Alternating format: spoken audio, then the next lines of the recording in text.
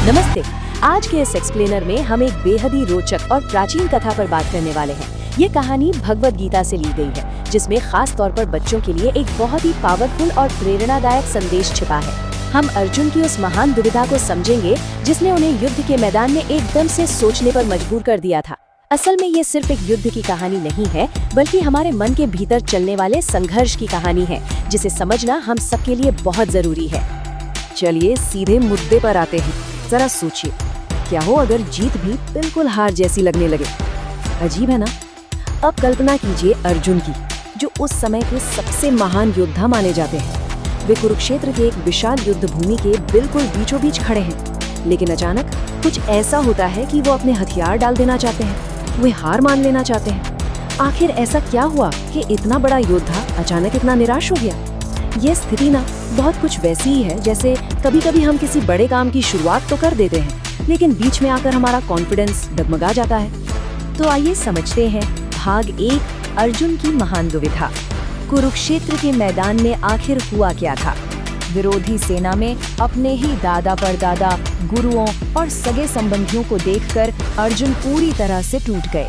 उन्होंने बड़े ही भारी मन से भगवान कृष्ण से कहा, ध्यान से सुनिएगा, किम नो राज्येण गोविंद किम भोगैर जीवितेन वा ये शामर्थे कांक्षितम नो राज्यम भोगाः सुखानि च तई में वस्थिता युद्धे प्राणान् त्यक्त्वा धनानि च। इसका मतलब है, हे गोविंद, हमें ऐसे राज्य, सुख या जीवन का क्या फायदा जिनके लिए हम ये सब पाना चाहते हैं, वही तो आज अपनी जान की परवाह किए बिना हमारे सामने खड़े हैं। यह सवाल उनके गहरे दुख और कंफ्यूजन को दिखाता है। भाग 2, इसका सरल अर्थ। मतलब अर्जुन असल में कहना क्या चाह रहे थे? देखिए, बहुत ही सीधी सी बात है। सफलता का जश्न मनाने के लिए जब अपने ही लोग नहीं बचेंगे तो ऐसी जीत का क्या ही मोल। भावनाओं से घिरे अर्जुन को बिल्कुल समझ नहीं आ रहा था कि वो क्या करे। जैसे कभी कभी कोई बच्चा उलझन में होने पर अपने किसी ज्ञानी टीचर के सामने बैठकर उनसे स्पष्टता मांगता है, ठीक वैसे ही अर्जुन भी भगवान कृष्ण से मदद मांग रहे हैं। उन्हें एक सच्चे शिष्य की तरह सही रास्ते की तलाश है, क्योंकि वो मान चुके हैं कि उन्हें खुद नहीं पता कि अब क्या करना सही होगा। अब आते हैं भाग 3 पर, मोह बनाम कर्तव्य। और यहीं से सही चुनाव की चुनौती शुरू होती है। अर्जुन को लग रहा था कि वे अपनों पर बहुत दया कर रहे हैं, लेकिन भगवान कृष्ण ने बताया कि ये दया नहीं, वास्तव में ये मोह है। मोह और कर्तव्य के बीच एक बहुत बड़ा अंतर होता है। मोह का मतलब है अटैचमेंट, जहां हम अपनी भावनाओं, इच्छाओं और पर्सनल रिश्तों को सबसे ऊपर रखते हैं। वहीं दूसरी तरफ कर्तव्य का अर्थ है ड्यूटी, यानी व्यापक भलाई के लिए वो करना जो सही है, फिर चाहे वो कितना भी मुश्किल क्यों ना हो। अर्जुन इसी मोह के जाल में फंस गए थे। असल में सच्चा कर्तव्य सिर्फ हमारी भावनाओं पर नहीं टिका होता, बल्कि ये सच्चाई पर आधारित होता है।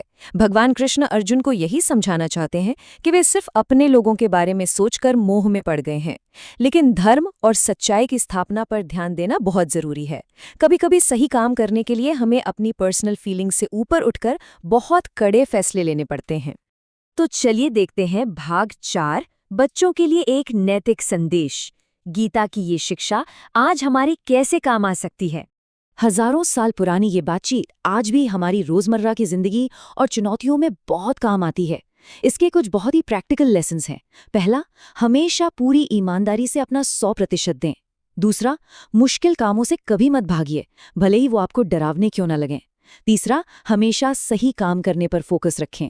और चौथा, अपने डर और भावनाओं को कंट्रोल करना सीखें।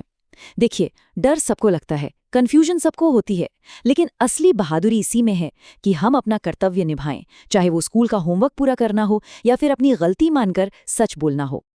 अब आगे बढ़ते हैं। जब हम मोह या डिस्ट्रैक्शंस को छोड़कर अपनी असली जिम्मेदारियों पर ध्यान लगाते हैं, तो जानते हैं क्या होता है?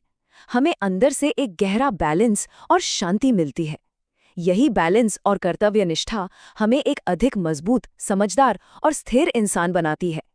इसके बाद जिंदगी में कोई भी मुश्किल क्यों ना आ जाए, हम उसका डटकर सामना कर सकते हैं। इस एक्सप्लेनर के अंत में मैं आप सभी के लिए एक सोचने वाला सवाल छोड़ना चाहता हूँ। आज हमारा सबसे बड़ा कर्तव्य क्या है? यह एक ऐसा सवाल है जो हर सुबह हमें एक नई प्रेरणा दे सकता है।